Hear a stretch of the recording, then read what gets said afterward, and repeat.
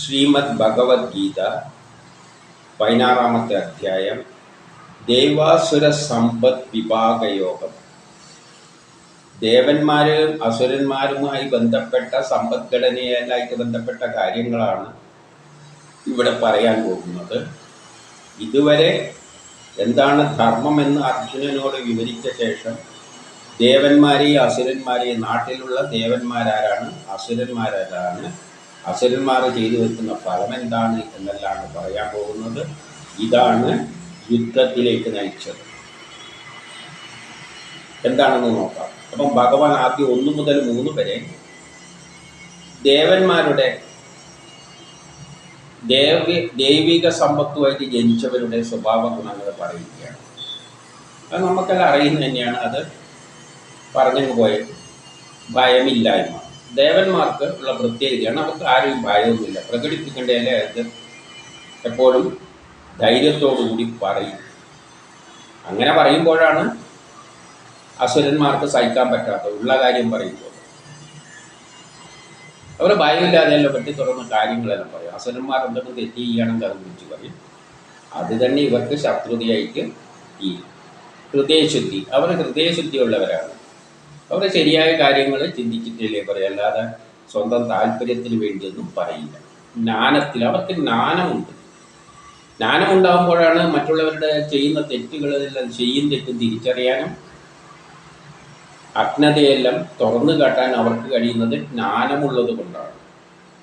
ജ്ഞാനമുണ്ടാകുമ്പോൾ ശരി തെറ്റുകളെ ശരിക്ക് മനസ്സിലാക്കി ഹൃദയശുദ്ധിയോടുകൂടി അത് അവരെ വിളിച്ചു പറയുമ്പോൾ ഈ അധർമ്മികൾക്ക് സഹിക്കില്ല. യോഗത്തിലുള്ള നിഷ്ഠ, എല്ലാ മനസ്സും ശരീരവും ഒരു യോഗത്തോടുകൂടി ശരിയായി ചിന്തിച്ചിട്ടാണ് പ്രവർത്തിക്കുക. സ്വാർത്ഥതയില്ല. ദാനം, അതായത് നമ്മളെ എല്ലാം കൊടുക്കുന്ന താല്പര്യമാണ്, നമുക്കായിട്ട് വേണമെന്നുള്ള ചിന്താഗതിയില്ല. ദാനം.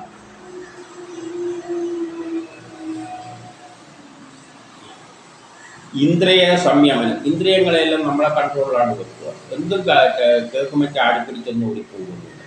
യജ്ഞം ചെയ്യും, അവർ ചെയ്യേണ്ട കർമ്മങ്ങളെല്ലാം ശരിയായി ചെയ്യും. തപസ് എന്ന് പറഞ്ഞാൽ ഒരു കാര്യത്തെപ്പറ്റി മനസ്സിലാക്കിയാൽ അതിനു വേണ്ടി തന്നെ മനസ്സുറച്ച് ആ വിഷയത്തിന് വേണ്ടി ശ്രമിക്കുക. തപസ് ചെയ്യുക എന്ന് പറഞ്ഞാൽ ഏതോ ഒരു വിഷയത്തിൽ മനസ്സിനെ കേന്ദ്രീകരിച്ച് അതിനു വേണ്ടി കർമ്മം ചെയ്യും. അല്ലാതെ ഇങ്ങനെ ഓടി നടന്ന് വായിക്കുകയൊന്നും ചെയ്യും. മനസ്സിൽ തോന്നിയല്ല അതിൻ്റെ പിന്നാലെ ഓടി അടക്കുന്നു ഇല്ല. ശാസ്ത്രപാരായണം, സയൻസ് ശാസ്ത്രങ്ങളെല്ലാം ശരിക്കും പഠിച്ച് ബുദ്ധി ഉണ്ടാക്കാൻ ശ്രമിക്കും. ആർജവമുള്ളവരാണ്. അഹിംസ, വേണ്ടാതെ കൊല്ലാനൊന്നും പിടിക്കാനൊന്നും യുദ്ധം ചെയ്യാനൊന്നും ശ്രമിക്കില്ല. ക്രോധമില്ലായ്മ, വെറുതെ ക്രോധിക്കേണ്ട ആവശ്യമൊന്നുമില്ല. നമ്മളുള്ള കാര്യം പറയുന്നു. ക്രോധം വരുന്ന ആർക്കാണ് കേൾക്കുമ്പം നമ്മൾക്ക് എതിരായിട്ട് എന്തെല്ലോ പറഞ്ഞെന്നെല്ലാം തോന്നുമ്പോഴാണ് ക്രോധം വരുന്നത്. ശാന്തി, മനസ്സെപ്പോഴും ശാന്തമായി. പരദൂഷണം, മറ്റുള്ളവരെ പരദൂഷണം പറയുന്നൊന്നും ഇല്ല. ആഗ്രഹമില്ലായ്മ, അവർക്ക് വേറെ തന്നെ സ്വന്തമായ ആഗ്രഹങ്ങളില്ല. അതാണ് അവരുടെ പ്രത്യേകത. നമ്മളതായ ഒരു ആഗ്രഹമില്ല. അതുകൊണ്ടാണ് അർജുനന് യുദ്ധം ചെയ്തിട്ട് അധർമ്മികളെല്ലാം കൊന്നിട്ട് ഭരണം കിട്ടുമ്പോഴും അവർക്ക് വേണ്ടാന്ന് പറഞ്ഞു. എന്തിനു വേണ്ടി? അതാണ് ഇവരുടെ പ്രത്യേകത. സൗമ്യത, സൗമ്യമായിരിക്കും. ചാബല്യമൊന്നും ഉണ്ടാവില്ല. തേജസ് ഉള്ളവരാണ്. ക്ഷമ കാണും അവരിൽ. ശുചിത്വം കാണും. എല്ലാ പ്രവൃത്തിയിലും ശുചിയായ പ്രവർത്തനങ്ങളായിരിക്കും. ആരെ ദ്രോഹിക്കാനുള്ള സ്വഭാവങ്ങളൊന്നും കാണും. മറ്റുള്ളവരെ ഉപദ്രവിക്കുക, ഇതൊന്നും അവർക്കിഷ്ടമില്ല. അഹങ്കാരമില്ല, അങ്ങനെ അഹങ്കരിക്കുകയില്ല. എന്നിവ ദൈവിക സമ്പത്തുള്ള ജനങ്ങളുടെ ഗുണങ്ങളാണ്. അവൻ ദൈവികമായ പ്രകൃതിയുള്ള ആൾക്കാരുടെ സ്വഭാവങ്ങൾ പറഞ്ഞു. 4. ഡംബ്, അഹങ്കാരം, അഭിമാനം, ക്രോധം, പൗരുഷം, അജ്ഞത എന്നിവ അസുര സമ്പത്തോടെ ജനിച്ചവരുടെ ഗുണങ്ങൾ. അസുരന്മാർക്ക് ഭയങ്കര ഡംബായിരിക്കും. അഹങ്കാരം, ഞാനെന്ന ഭാവം, അഭിമാനം, വലിയ അഭിമാനം വെച്ചുകൊണ്ട് ഞാൻ അങ്ങനെ നടക്കും. ക്രോധം, എന്തിനും ദേഷ്യമായിരിക്കും. പിന്നെ അജ്ഞത, വിവരം തീരെ ഉണ്ടാവില്ല. അതായത് ശാസ്ത്രപരമായ ജ്ഞാനമൊന്നും ഇല്ലാത്തവരാണ് അസുരന്മാർ. അവർക്ക് ഈ ശാസ്ത്രം എന്നെല്ലാം കേൾക്കുമ്പോൾ അലർജിയാണ്. സയൻസ് എന്നെല്ലാം കേൾക്കുമ്പോൾ അവർക്ക് അലർജിയാണ്. എന്തെല്ലോ അസ്വസ്ഥതമാണ്. ശാസ്ത്രീയമായ കാര്യങ്ങളെല്ലാം ജ്ഞാനം നേടുന്നത് അവർക്ക് അലർജിയാണ്. അന്ധകാരത്തിൽ ഇങ്ങനെ പോകുന്നു. ഇതിൻ്റെ അച്ഛലെന്ന് പറയുന്നു ദൈവിക സമ്പത്ത് മോക്ഷത്തിലേക്ക് നയിക്കും. അങ്ങനെ നല്ല ഗുണങ്ങളുള്ളവർ മോക്ഷം പ്രാപിക്കും. അസുരീ സമ്പത്ത് ബന്ധനത്തിലേക്ക് നയിക്കും. അസുരന്മാർ ബന്ധനത്തിൽ അകപ്പെടും. എല്ലാവരുമായിട്ട് ഒടക്കി പിടിച്ച് എല്ലാ ബന്ധങ്ങൾ. അപ്പം ശത്രുത തൻ്റെ പക്ഷത്തേക്ക് കുറച്ച് പേർ ചേർത്തു, അവരുമായിട്ട് ബന്ധുത, അതിനെതിരായിട്ടുള്ളവരുടെ ശത്രുത, ഇങ്ങനെയെല്ലാം ബന്ധനങ്ങളിലായി അകപ്പെടും. ഭൗതിക വസ്തുക്കളോടെല്ലാം താല്പര്യം, അതുമായിട്ടുള്ള ബന്ധനം. പിന്നെ എന്ത് പറയുന്നു, നീ ദൈവസമ്പത്തോട് ജനിച്ചവനാകിയാൽ ദുഃഖിക്കേണ്ടതില്ല. അതുകൊണ്ട് അർജുനനോട് പറയുന്നത് നീ ദൈവിക ഗുണത്തോടു കൂടി ജനിച്ചവനാണ്. അതുകൊണ്ട് നിനക്ക് ദുഃഖമൊന്നും വേണ്ട. മറ്റുള്ളവരെ യുദ്ധത്തിൽ കൊല്ലുന്നതിലൊന്നും ദുഃഖത്തിൻ്റെ കാര്യമൊന്നുമില്ല. ഇതിൻ്റെ 6 പറയുന്നു പ്രാണി സൃഷ്ടി ദൈവികം ആസുരം എന്നീ 2 വിധത്തിലാണ്. അപ്പം പ്രാണികളെല്ലാം ജീവജാലങ്ങളെ സൃഷ്ടിച്ച് ഈ 2 സ്വഭാവത്തോട് കൂടി. ഇത് ദൈവിക സ്വഭാവമായിരിക്കും, അല്ലെ ആസുര സ്വഭാവമായിരിക്കും. ഇനി ദൈവിക സ്വഭാവത്തെ പറ്റിയല്ല ഞാൻ പറഞ്ഞു തന്നു, അത് എല്ലാവർക്കും അറിയുന്നതാണ്. ഇനി ആസുര സ്വഭാവത്തെ പറ്റി പറഞ്ഞു തരാം. അതാണ് വിസ്തരിച്ച് പറയാൻ പോകുന്നത്. അതാണ് ഈ യുദ്ധത്തിലേക്ക് നയിച്ചത്. മനുഷ്യരിലുള്ള ഈ ആസുര സ്വഭാവം, അവർക്കെതിരായിട്ടാണ് കുരുക്ഷേത്ര യുദ്ധം. അത് തന്നെയാണ് മഹാഭാരത യുദ്ധമെന്നും ചിന്തിച്ചാൽ മനസ്സിലാകും. അത് തന്നെയാണ് 2ാം 3ാം ലോകമഹായുദ്ധമെന്നും മനസ്സിലാകും. ഇനി ആസുര സ്വഭാവങ്ങൾ പറയുകയാണ്. 7 ആസുരമായ ജനങ്ങൾക്ക് എന്ത് പ്രവർത്തിക്കണം, ഏതിൽ നിന്ന് തുടങ്ങണം എന്നൊന്നിനെ പറ്റി ഒരു ബോധം ഉണ്ടാവില്ല. എന്താണ് പ്രവർത്തിക്കേണ്ടതെന്നുള്ളൊരു നിശ്ചയമുണ്ട്. എന്തെങ്കിലും കാട്ടിക്കൂട്ടും. ഒരു ലക്ഷ്യബോധത്തോടു കൂടി ഒന്നും ചെയ്യില്ല. എന്തെല്ലോ കാട്ടിക്കൂട്ടും, മനസ്സത്ത് ഒന്നും ചെയ്യും. അവരിൽ ശൗചമോ ആചാരമോ സത്യമോ കാണില്ല. ആചാരം എന്നെല്ലാം പറയുമ്പം വേദങ്ങൾ നിർദ്ദേശിച്ച വഴിയിലൂട്ടിയൊന്നുമല്ല അവർ സഞ്ചരിക്കുക. ശരിയായ ആചാരങ്ങളൊന്നും ഉണ്ടാവില്ല. ഒരു ചെയ്യുന്നതിനൊരു ചിട്ടയോ ഒന്നും ഉണ്ടാവില്ല. എന്തെങ്കിലും തോന്നുന്നമാതിരി ചെയ്യും. അല്ലാതെ ഒരു പ്ലാൻ ചെയ്തിട്ട് ലക്ഷ്യബോധത്തോടു കൂടിയുള്ള പ്രവൃത്തി അവരിൽ കാണില്ല. 8 അവർ ഈ ജഗത്തിൽ ഈശ്വരനില്ല. അതായത് നമ്മൾ അവിടെ ഈശ്വരൻ എന്ന് പറയുമ്പോൾ വേദങ്ങൾ പഠിപ്പിക്കുന്ന ഈശ്വരൻ നമ്മെ നിയന്ത്രിക്കുന്നത് അതാണ്. അതിനു വേണ്ടിയാണ് നമ്മളെ സൃഷ്ടിച്ചിരിക്കുന്നത്. അങ്ങനെ ഒരു ശക്തി നമ്മളെ നിയന്ത്രിക്കുന്നില്ല. അസുരന്മാരുടെ സ്വഭാവം അതാണ്. മുകളിലും കീഴും ഒന്നും നോക്കാനില്ല. ഞാൻ തന്നെയാണ് എല്ലാം തീരുമാനിക്കുന്നത്. അല്ലാതെ വേറൊരു ഈശ്വരൻ ഒരു ലോകം സൃഷ്ടിച്ചിട്ടുണ്ട്, ആ ലോകത്തെ മുന്നോട്ടേക്ക് നയിച്ചു കൊണ്ടുപോവുകയാണ് എന്ന ചിന്തയില്ല. അവരെപ്പോഴും കാലത്തെ പിന്നോട്ടേക്ക് വലിക്കാൻ നോക്കും. അതെല്ലാം അങ്ങനെയുള്ള ഒരു മിഥ്യാധാരണയാണ്. അവരിൽ തന്നെയാണ് വിശ്വാസം അർപ്പിക്കുക. ഒരു ശക്തിവിശേഷം ഇങ്ങനെ നിയന്ത്രിക്കുന്നുണ്ട്, കൊണ്ടുപോകുന്നുണ്ടെന്ന് അവർക്ക് ചിന്തിക്കുന്നത് തന്നെ അത് അസഹ്യമാണ്. കാലം മുന്നോട്ടേക്കാണ് പോകുന്നത് എന്ന് ചിന്തിക്കാൻ പോലും അവർക്ക് ഭയമാണ്. ഇപ്പം കൃഷ്ണൻ എവിടത്തേക്കാണ് കൊണ്ടുപോകുന്നത്? ഒരു സുന്ദരമായ വസുദേവ കുടുംബത്തിൽ, എല്ലാവരും ഒരു കുടുംബത്തിൽ. അത് ചിന്തിക്കുന്നത് പോലും അവർക്ക് എന്തായി തോന്നും? ഇഷ്ടപ്പെടില്ല. അങ്ങനെ ഒരു സുന്ദരമായ ലോകം അതൊന്നും വേണ്ട. അത് അവർക്ക് കേൾക്കുമ്പോൾ തന്നെ എന്തോ വിഷമം തോന്നും. അത് മിഥ്യാധാരണയാണ്. അങ്ങനെയൊന്നും ഇല്ല. ഈ പുരാണ കഥകളെല്ലാം അതേപോലെയൊന്നും നടക്കാൻ പോകുന്നില്ല. അതെല്ലാം എന്തെല്ലോ മനസ്സിലുള്ള ചില കാര്യങ്ങളാണ്. ഇങ്ങനെയുള്ള അതിനെ സ്ട്രെയിറ്റ് ഫോർവേഡായിട്ട് നോക്കാൻ തന്നെ അവർ ഇഷ്ടപ്പെടില്ല. അപ്പോൾ ഈ ജഗത്തിൽ അങ്ങനെ ഒരു ഈശ്വരനില്ല. ഈശ്വരനാണ് ഇതെല്ലാം കൊണ്ടുപോകുന്നുണ്ടെങ്കിൽ നമ്മൾ അതിനെതിരായിട്ട് കാലത്തെ മുന്നോട്ടേക്കാണ് ഈശ്വരൻ. കാലം മുന്നോട്ടേക്ക് തന്നെയാണ് പോകുന്നത്. ത്രിദൈവം, ത്രേതായുഗം, ദ്വാപരയുഗം കഴിയും. അവസാനം ഒരു സുന്ദരമായ വസുദേവ കുടുംബം ഉണ്ടാക്കുന്നതാണ് വേദം പറഞ്ഞു വെച്ചിരിക്കുന്നത്. അങ്ങോട്ടേക്ക് പോകുന്നതെന്ന് പറയുമ്പോൾ അത് വിശ്വസിക്കാനൊന്നും തയ്യാറില്ല. അതിന് അടിസ്ഥാനമില്ലെന്ന് അവർ പറയും. അതിനൊന്നും ഒരു അടിസ്ഥാനമില്ല. അങ്ങനെയൊന്നുമില്ല. അല്ല, നമ്മൾ തീരുമാനിക്കുന്നവരെയാണ്. നമ്മൾ തീരുമാനിക്കുന്നവർ കാലം പോകും. ഈ ലോകം ഭൂതങ്ങളുടെ പരസ്പര യോഗത്താൽ ഉണ്ടായതാണ്. അതായത് നമ്മളെന്തെല്ലോ കൂട്ടിച്ചേർത്തിട്ട് ഉണ്ടാക്കുന്നതാണ് ഈ ലോകം. എല്ലാം നമ്മൾ ചെയ്യുകയാണ്. പല വസ്തുക്കളെ കൂട്ടിച്ചേർന്നിട്ട് സാമ്പാർ ഉണ്ടാക്കുന്നു, റേഡിയോ ഉണ്ടാക്കുന്നു, ടി വി ഉണ്ടാക്കുന്നു, ബസ് ഉണ്ടാക്കുന്നു. ഇതെല്ലാം നമ്മളെ കഴിവുകൊണ്ട് ഇവിടെയുള്ള ഭൂതങ്ങളെല്ലാം വസ്തുക്കളെല്ലാം ഉപയോഗിച്ചിട്ട് നമ്മൾ ചെയ്യുകയാണ്. അല്ലാതെ ഈ കാലം ഇതിൻ്റെ ഇടയ്ക്കൊന്നും ചെയ്യുന്നില്ല എന്നാണ് ധരിച്ചു വെച്ചിരിക്കുന്നത്. ഇതെല്ലാം ചെയ്യുന്നത് ആ കാലമാണെന്ന് പറയുമ്പോൾ നമുക്ക് പ്രശസ്തി ഇല്ലാതെ മാറുകയാണ്.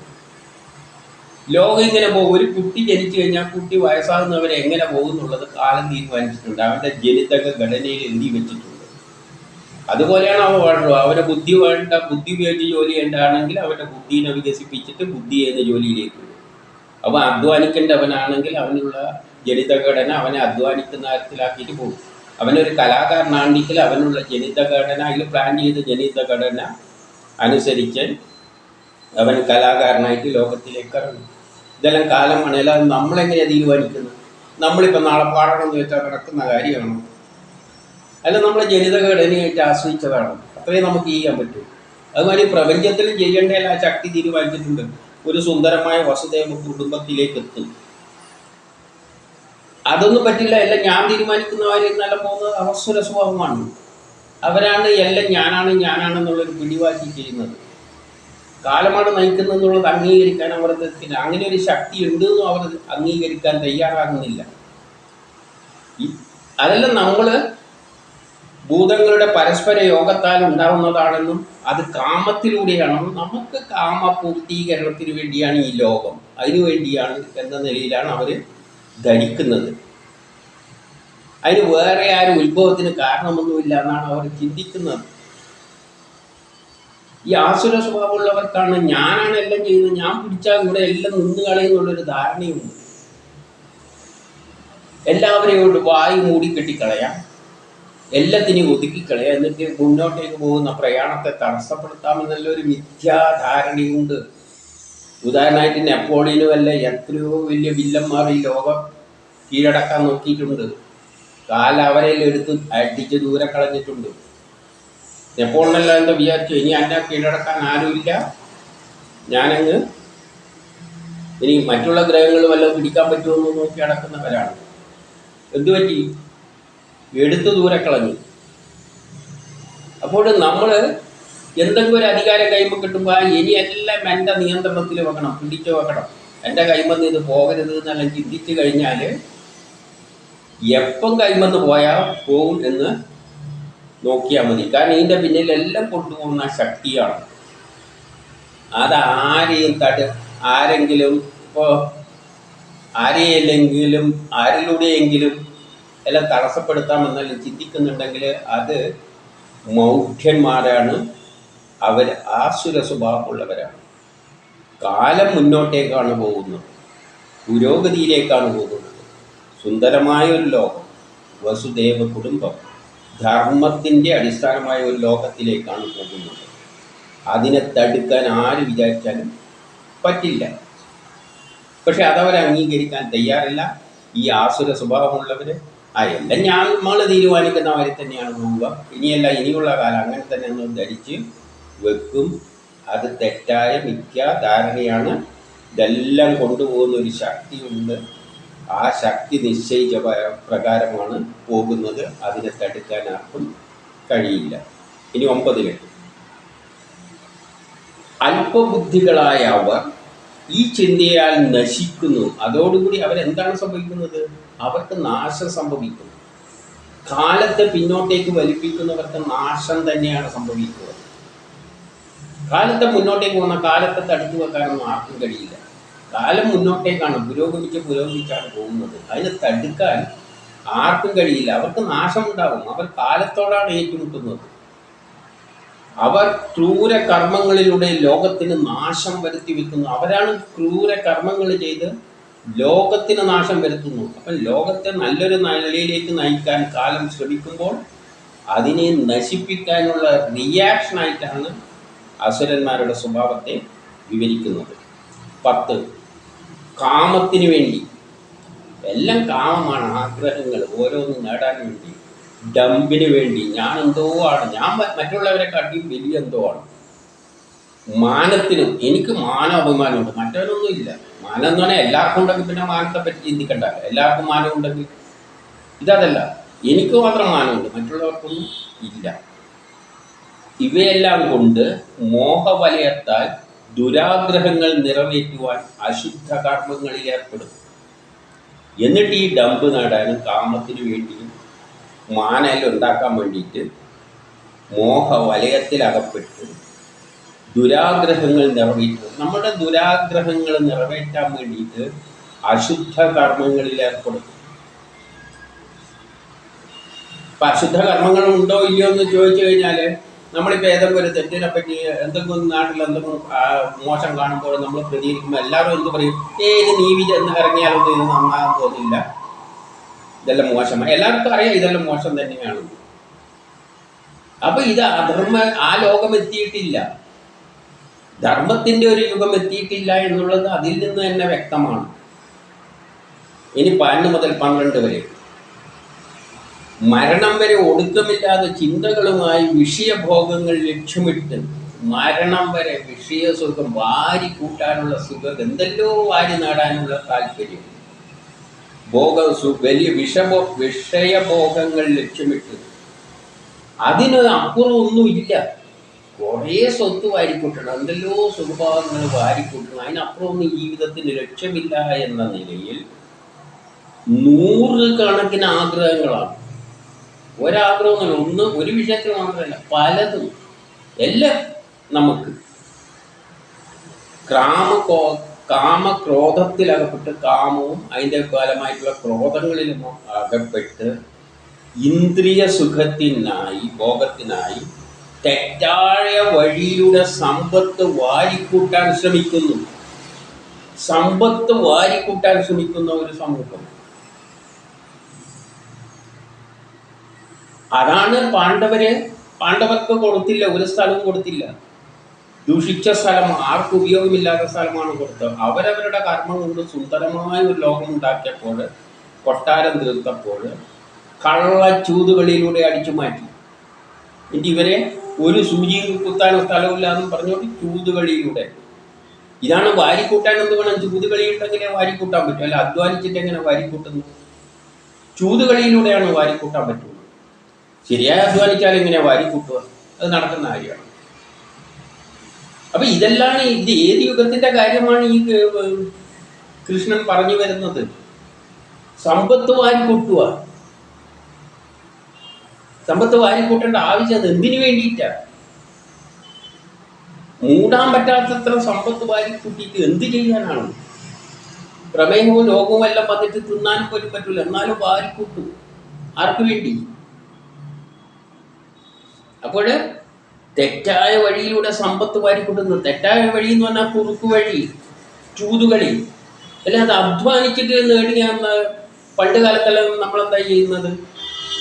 ടി വി എല്ലാം ഉണ്ടാക്കിയായിരുന്നു. എന്തെല്ലാം ടി വി ഇവിടെ ഉണ്ടായിരുന്നു? അതെല്ലാം അടച്ചുപൂട്ടിയിട്ട് എളുപ്പ വഴി നോക്കി. എന്ത്? അപ്പുറത്തൊന്ന് വാങ്ങുക, ലേബർ ഒട്ടിക്കുക, പൈസ വിട്ടിട്ട് വിൽക്കുക. അപ്പോൾ ഉണ്ടാക്കിയും വേണ്ട, ഒന്നും വേണ്ട, എല്ലാം അടച്ചുപൂട്ടി. ആഗോളവൽക്കരണം, ഉദാരവൽക്കരണം എന്നെല്ലാം പറഞ്ഞുകൊണ്ട് പുറമേ നാരങ്ങ ഉണ്ടാക്കിയിട്ട് തരും. നിങ്ങൾ വേണ്ടുന്ന പൈസ കടിച്ചോ, ഇതൊരു സ്റ്റിക്കർ ഓടിച്ചോ, പിന്നെ ഇവിടെ ഉണ്ടാക്കണ്ട, നിങ്ങൾ ഉണ്ടാക്കിയൊന്നുമുണ്ട്, നമ്മൾ ഉണ്ടാക്കി തരാം. അപ്പോൾ ശരി, നമ്മൾ റെഡി തന്നെ. ഇങ്ങനെ പണം എങ്ങനെ എളുപ്പത്തിൽ ഉണ്ടാക്കാം? എൻ്റെ 13 മുതൽ 16 വരെ എന്ത് പറയുന്നു? ഇന്ന് ഇത് ഞാൻ നേടി, ഇന്ന് ആഗ്രഹം സാധിക്കും, ഞാൻ ഇന്ന് ഇത്രയും നേടിയിട്ടുണ്ട്, നാളെ എൻ്റെ ടേൺ ഓവർ ഇത്രയാക്കും, ഞാൻ ഇന്ന് നേടും, ലോകത്തോട് ഒന്നാമനായിട്ട്. ഇതെല്ലാം ഏറ്റവും വലിയ ക്വാളിറ്റി ആയിട്ട് നമ്മളിന്ന് ചിന്തിച്ചു വെച്ചിരിക്കുന്നത്. അവനെത്ര എത്രയെല്ലാം കണ്ടോ, എങ്ങനെയെല്ലാം അവനെ അധ്വാനിച്ചുണ്ടാക്കിയിരിക്കുന്നതാണ്. ആദ്യം ഒന്നുമില്ലായിരുന്നു, പിന്നെ അവൻ്റെ സാമർത്ഥ്യം കൊണ്ട്. എന്ത് സാമർത്ഥ്യം കൊണ്ട്?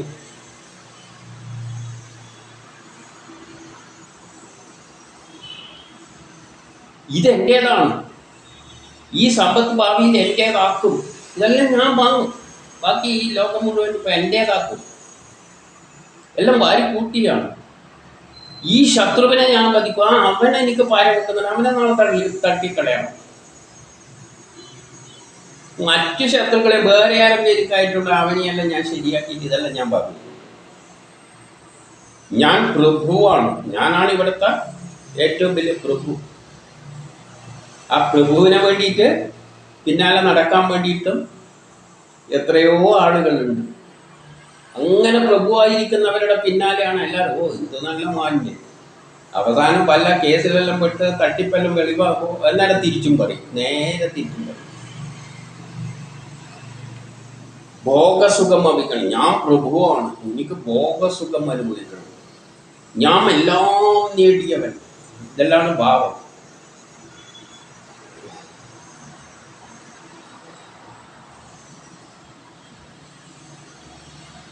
ഞാൻ ബലവാനാണ്, ഞാൻ സുഖിയാണ്, ഞാൻ ധനികനാണ്, ഞാൻ ഉത്തമ കുടുംബത്തിൽ ജനിച്ചവരാണ്. മറ്റവനെല്ലാം മറ്റേത് തീക്ക.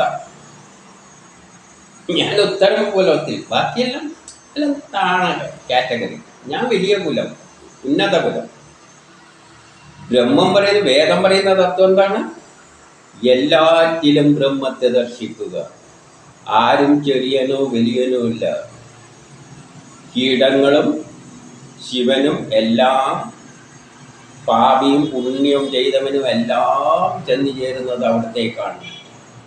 ആരും ഉയർന്നതോ താഴ്ന്നതോ ഇല്ല. ഇതാണ് വേദം പഠിപ്പിക്കുന്നത്.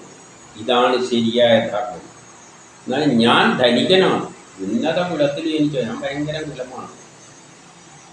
എന്നെപ്പോലെ ആരുണ്ട് ഈ ലോകത്തിൽ? ഞാൻ തന്നെ വലിയത്. അങ്ങനെ ഗർവോടുകൂടി നടക്കുകയാണ്.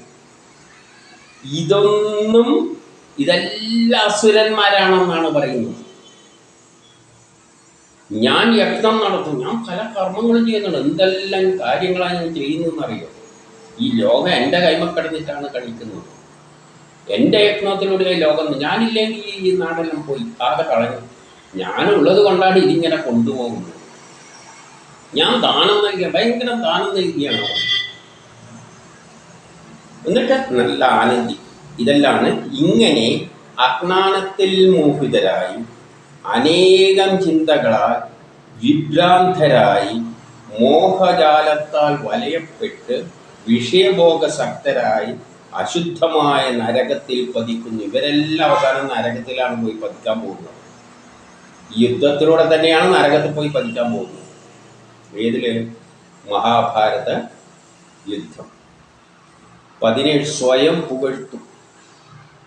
പിടിവാശി, ഭയങ്കര പിടിവാശിയാണ്. ഞാൻ വിചാരിച്ച, ഞാൻ പറഞ്ഞാൽ പിന്നെ അത് നടപ്പിലാക്കേണ്ട അത്രയേ ഉള്ളൂ. ഭയങ്കര പിടിവാശിയാണ്. ഇതൊന്നും സ്വന്തം മനസ്സിലിട്ടിട്ട് ഇതെല്ലാം ലോകത്തിലുള്ള സംഭവവികാസങ്ങളുമായിട്ടൊന്ന് ചിത്രീകരിച്ചു നോക്കുക. ആരെപ്പറ്റിയാണ് പറയുന്നത്? മനസ്സിൽ തെളിഞ്ഞു വരും. ധനം, മാനം എന്നിവയിൽ അഹങ്കാരം നാമമാത്രമായി വിധികളെ പാലിക്കാതെ യജ്ഞത്തിലൂടെ എന്നെ ഭജിക്കും. നാമമാത്രമായി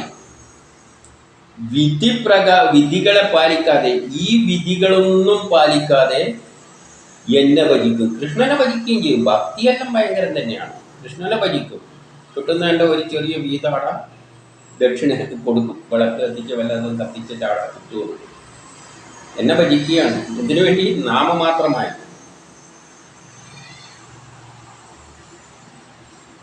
ഡംബോടെ എന്നാണ് പറയുന്നത്. ഡംബോടുകൂടിയാണ് എന്നെ ഭജിക്കുന്നത്. ഡംബോടുകൂടി, നാമമാത്രമായി ഡംബോടെ വിധികളെ പാലിക്കാതെ യജ്ഞത്തിലൂടെ എന്നെ ഭജിക്കും. ഞാൻ വലിയ ദൈവഭക്തനാണ്. അതിനൊരു അമ്പലം ഉണ്ടാക്കിയിട്ട് എന്നിട്ട് അവിടെ പോയിട്ട് അതിന് വേണ്ട യജ്ഞങ്ങളെല്ലാം നടത്തും, വഴിപാടുകളെല്ലാം നടത്തും.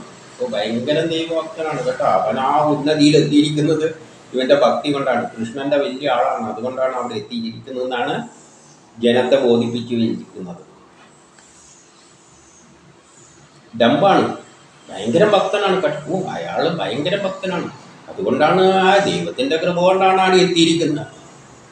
എൻ്റെ ഡംബോടെ ഭയങ്കര അഹങ്കാരത്തിൽ അവിടെ വന്ന് പൂജകളെല്ലാം ശരിക്കും കൊടുക്കുന്നുണ്ടല്ലോ. കൃഷ്ണൻ്റെ ഒന്നും മുടങ്ങരുത് കേട്ടോ. എല്ലാം ഭക്തിയോടെ അങ്ങ് ചെയ്തേക്കണം.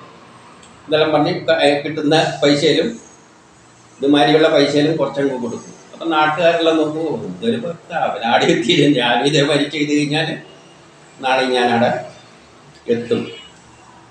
വിധികളെ പാലിക്കാതെ. എന്താണ് വിധി? എല്ലാത്തിലെയും ബ്രഹ്മത്തെ ദർശിക്കുക. പണം വാങ്ങാൻ ശ്രമിക്കരുത്. നിനക്ക് വേണ്ടി കർമ്മം ചെയ്യരുത്, ലോക നന്മയ്ക്ക് വേണ്ടി കർമ്മം ചെയ്യണം. ഇങ്ങനെ എല്ലാം ആ ശക്തിക്ക് വേണ്ടിയാണ് കർമ്മം ചെയ്യുന്നതെന്ന് പറഞ്ഞാൽ ഇപ്പരിപാടിയൊന്നും നടക്കില്ല. അങ്ങനെയാണെങ്കിൽ ഏറ്റവും വലിയ ധനികരാകേണ്ടവരായിരുന്നു ധർമ്മപുത്രരായിരുന്നു. ധർമ്മപുത്രരല്ലേ, ധർമ്മത്തിന് ഒരു കളവ് പോലും പറയാത്ത വ്യക്തിയാണ്. പിന്നെ അവസാനം ഒരിക്കൽ പറയേണ്ടി വന്നിട്ട് ഈ കുരുക്ഷേത്രത്തിൽ പറഞ്ഞു എന്ന് പറഞ്ഞു. കാരണം ധർമ്മം ജയിക്കാൻ വേണ്ടിയിട്ട് ഒരു കളവ് പറഞ്ഞാലും കുഴപ്പമില്ല. അങ്ങനെയുള്ള ധർമ്മപുത്രരുടെ അവസ്ഥ എന്തായിരുന്നു? ഇതാണ് നമ്മൾ മഹാഭാരത കഥയിലൂടെ കമ്പയർ ചെയ്യേണ്ടത്. ധർമ്മത്തിനനുസരിച്ച് ധർമ്മപുത്രർ കാട്ടിൽ തെണ്ടി തടഞ്ഞ് അവരെ ചുട്ടു കൊല്ലാനും പോലും നോക്കി, ഒരു സൂചി കുത്താൻ അവസാനമില്ലാന്ന് പറഞ്ഞുകൊണ്ട് കിടക്കുമ്പോൾ ഇപ്പോൾ ഇപ്പുറത്ത് എന്താ നടക്കുന്നത്? അങ്ങനെ ഒരു ധർമ്മപുത്രനായിട്ട് ഒരാൾ ഇന്ന് ജീവിക്കാൻ പറ്റുമോ? ഒരാൾ നല്ല ധർമ്മിഷ്ഠനാണ്, ഞാൻ നീതിയെ പ്രവർത്തിക്കുന്നു പറഞ്ഞ പോലീസ് സ്റ്റേഷനിൽ പോയിട്ട് SI ആയിട്ട് ഇരുന്ന് കഴിഞ്ഞാൽ എത്ര ദിവസം അവിടെ ഇരിക്കും?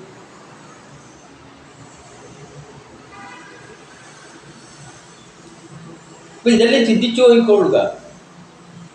ഇത് ഏത് കാലത്തെ ചരിത്രമാണ് പറയുന്നത്? ഏത് യുഗത്തിലെ കാലഘട്ടത്തിലെയാണ്? നമ്മൾ ഏത് യുഗത്തിലാണ് ഇപ്പോൾ ഉള്ളത്? ഇതിന്റെ പാൻഡിൽ എന്ത് പറയുന്നു? അഹങ്കാരം, ബലം, അഭിമാനം, ഇതെല്ലാം എടുത്തു പറയാണ്. കാമം, ക്രോധം എന്നിവയാൽ വശപ്പെട്ട് ഈ അസൂയാലുക്കൾ, അവർക്ക് അസൂയാണ്.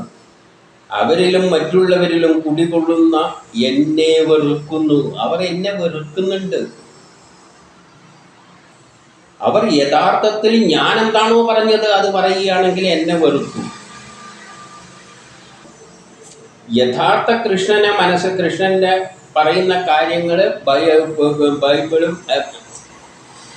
ഭഗവത്ഗീതയെല്ലാം പറയുന്ന കാര്യങ്ങൾ മനസ്സിലാക്കി കഴിഞ്ഞാൽ എന്നെ വെറുക്കും.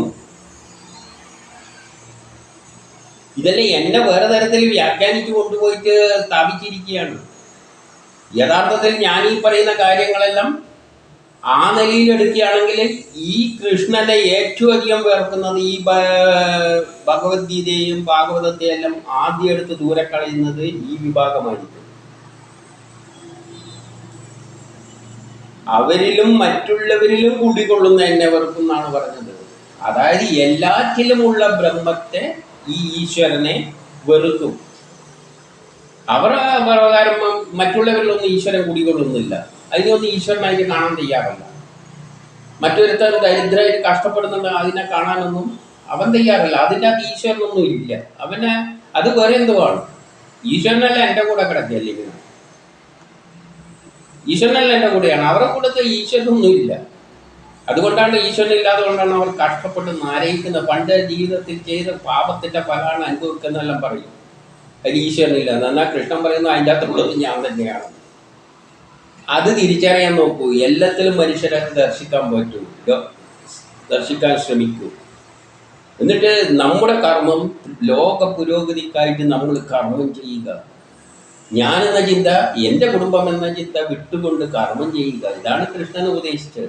ആ എന്നെ അവർ വെളുക്കും. മറ്റുള്ളവരിലൊന്നും അവർക്ക് ഈശ്വരനെ കാണാൻ പറ്റില്ല. അവരിലും മറ്റുള്ളവരും കുടികൊള്ളുന്ന എന്നെ വെറുക്കുന്നു, രണ്ടിലും കുടികൊള്ളുന്ന എന്നെ വെറുക്കുന്നു. എൻ്റെ കൂടെ മാത്രമാണെങ്കിൽ ഓക്കെ, റെഡി, മറ്റേത് കാണാൻ പാടില്ല. 19 ദ്വേഷിക്കുന്നവർ, ക്രൂരന്മാർ, നരാധവന്മാർ എന്നിവരെ ഞാൻ എന്നെന്നും അസുരയോനിയിൽ എറിയും. അങ്ങനെയുള്ളവരെ ഞാൻ എന്തു ചെയ്യും? എന്നെന്നും അവർ യോനികളിലാണ് ജനിക്കാൻ പോകുന്നത്. അവർക്ക് ഈ ലോകത്തിൽ മോക്ഷമൊന്നും കിട്ടാൻ പോകുന്നില്ല. മരിച്ചു കഴിഞ്ഞാൽ ഇവർ ഈ അസുരയോനിയെ തന്നെ കൊണ്ട് എറിയും. 20 അസുരയോനികളിൽ ജനിക്കുന്ന ഈ മൂഢർ ഓരോ ജന്മത്തിലും എന്നെ പ്രാപിക്കാതെ അധമഗതി പ്രാപിക്കും.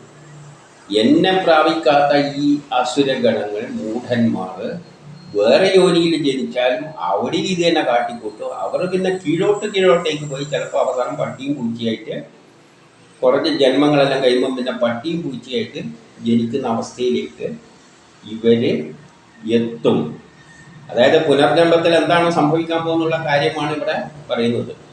21 കാമം, ക്രോധം, ലോഭം എന്നിവ നരകത്തിലേക്കുള്ള കവാടങ്ങളാണ് കാണിക്കുന്നത്. ആഗ്രഹങ്ങള്, ആഗ്രഹമില്ലാതെ എങ്ങനെ ബിസിനസ് ചെയ്യാൻ പറ്റുമോ? ആഗ്രഹം ഉണ്ടായാലല്ലേ ബിസിനസ് ചെയ്യാൻ പറ്റുക. അപ്പൊ കാമം എന്താണ്? നരകത്തിലേക്കുള്ള കവാടമാണ്. നീ ചെയ്യേണ്ടത് ബിസിനസ് ഒന്നുമല്ല. നീ ചെയ്യേണ്ടത് നിന്റെ കർമ്മം ലോകത്തിന് വേണ്ടി, നിന്റെ കഴിവുകൾ ലോകത്തിന് വേണ്ടി വിനിയോഗിക്കുക. ലാഭവും നഷ്ടവും ചിന്തിക്കാതെ, ക്രോധമുണ്ടാക്കാതിരിക്കുക, ലോഭമുണ്ടാക്കുക എന്നിവ നരകത്തിലേക്കുള്ള കവാടങ്ങളാണ്. ഇവ ആത്മനാശത്തിന് കാരണമാണ്. ഇതെല്ലാം ഉണ്ടായിക്കഴിഞ്ഞാൽ ആത്മനാശമാണ്. അതിൽ ആത്മീയൊന്നുമില്ല. നിങ്ങൾ തെറ്റായ ധാരണയാണ് ആത്മീയല്ല അവിടെയാണ് കിടക്കുന്നത്. കൃഷ്ണൻ അവരുടെ പക്ഷത്തൊന്നുമില്ല. കൃഷ്ണൻ പാണ്ഡവരുടെ പക്ഷത്താണ് നിൽക്കുന്നത്. ഇവരിൽ ഇപ്പുറത്ത് നിന്ന് എന്തെല്ലോ കാട്ടിക്കൂട്ടുന്നുണ്ടെങ്കിലും കൃഷ്ണൻ അർജുനനോട് ഉപദേശിക്കുകയാണെങ്കിൽ ഈ അധർമ്മികളെ വധിക്കൂ. ഈ ആത്മനാശത്തിന് കാരണമാണ്. അവയിൽ ഈ മൂന്നും ത്യജിക്കണം. അതുകൊണ്ട് എന്ത് വേണം? ഈ മൂന്നും ത്യജിച്ചേ പറ്റൂ. 22 3 വാതിലുകളിൽ നിന്നും മുക്തനായ മനുഷ്യൻ ആത്മശ്രേയസ്സിനെ കൊണ്ട് കാര്യങ്ങൾ അനുഷ്ഠിച്ച് പരമഗതിയെ പ്രാപിക്കും. ഈ 3 വാതിലുകളിൽ നിന്നും മുക്തനായ മനുഷ്യൻ. അപ്പം നമ്മളെന്ത് വേണം? ഈ കാമക്രോധ ലോപങ്ങളിൽ നിന്നും മുക്തനായി കൊണ്ട് കാര്യങ്ങൾ അനുഷ്ഠിച്ച് ആത്മാവിൻ്റെ ശ്രേയസ്സിന്, ആ ബ്രഹ്മത്തിന് വേണ്ടി കർമ്മങ്ങൾ അനുഷ്ഠിച്ച് പരമഗതിയെ പ്രാപിക്കുക. 23 യാതൊരുവൻ ശാസ്ത്രവിധിയെ ലംഘിച്ച് ആഗ്രഹങ്ങൾക്ക് വശംവദനായി വർത്തിക്കുന്നുവോ. ശാസ്ത്രവിധി എന്ന് പറഞ്ഞാൽ വേദങ്ങൾ നിർദ്ദേശിക്കുന്ന വഴികളെ വിട്ടുകൊണ്ട് ആഗ്രഹങ്ങൾക്ക് വശംവദനായി വർത്തിക്കുന്നുവോ അവൻ സിദ്ധിയോ സുഗമമോ പരമമായ ഗതിയോ പ്രാപിക്കില്ല.